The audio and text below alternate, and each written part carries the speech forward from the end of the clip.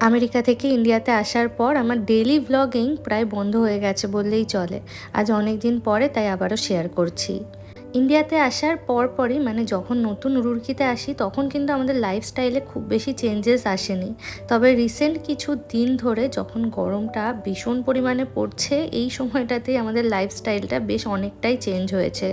এতদিন আমি যখন টেক্সাসে থাকতাম তখন ভাবতাম যে বাবা টেক্সাসেই বোধহয় সবথেকে বেশি গরম পড়ে। তবে এখন এই রুরকিতে এসে বুঝছি যে না, রুরকিতেও প্রচণ্ড গরম পড়ে। তবে কাল বৃষ্টি হওয়ার জন্য গরমটা বেশ অনেকখানি কমেছে। ইনডোর প্ল্যান্টে জল খুব বেশি দিতে লাগে না, তবে গরম যেহেতু ভীষণ পরিমাণে পড়েছে সেই কারণে রোজই একটু একটু করে জল স্প্রে করি। আজকে ব্রেকফাস্টে ছিল সিম্পল রুটি এবং আলু কুমড়োর তরকারি। ঠিক 1 বছর আগেই একটা ভিডিও শেয়ার করেছিলাম যেখানে আমেরিকাতে আমি মাটন বানাচ্ছিলাম এবং বলছিলাম যে রুরকিতে গিয়ে বোধহয় মাটনটা ভীষণ মিস করব। আর কোইন্সিডেন্টালি আজকেও না মাটন বানাচ্ছি। মাটনটা কাল রাতেই ফ্রিজ থেকে বার করে রেখেছিলাম আর ভালো মতো বরফটা কিন্তু ছাড়িয়ে গেছে।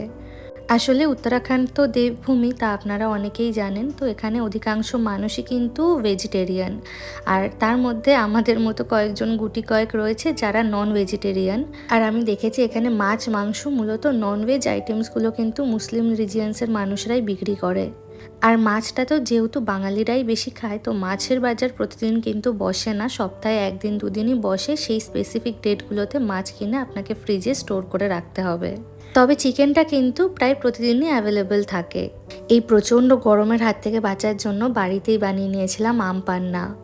আর এটা বানিয়ে 1 সপ্তাহ মতো তো ফ্রিজে স্টোর করে রাখা যায়। আর এটা খেতে না ভীষণ ভালো হয়েছিল। আর সবথেকে বড় কথা হচ্ছে এই আম পান্নাতে কিন্তু শরীর প্রচণ্ড ঠান্ডা করে।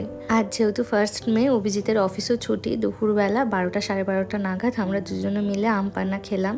আসলে আমরা দুজনেই রিসেন্টলি ড্রাইভিং স্কুলে ভর্তি হয়েছি, আর সেই ড্রাইভিং স্কুলেই ও কথা বলতে গেছিল আজকে। রান্না করতে করতে হঠাৎই একটা পার্সেল আসে। আসলে এখন কম বেশি প্রতিদিনই প্রায় বাড়িতে কিন্তু পার্সেল আসতেই থাকে। তবে আজকের এই পার্সেলটা এসছে কিন্তু সুদূর কলকাতা থেকে। কলকাতা বললেও ভুল হবে, সোদপুরের একটা ভীষণ পপুলার দোকান দ্য বেড লাইন, ওখান থেকেই আমি ঘরের জন্য কিছু জিনিস কিনেছিলাম বেডিংয়ের, সেটাই এসছে।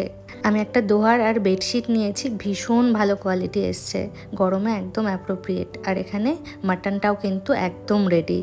আর আজকে মাটনটা দিয়ে না একদম পাতলা ঝোল বানিয়েছি, খাসির মাংসের পাতলা ঝোল এবং সাথে গরম ভাত। দুপুরের লাঞ্চটা কিন্তু আজকে জমে যাবে।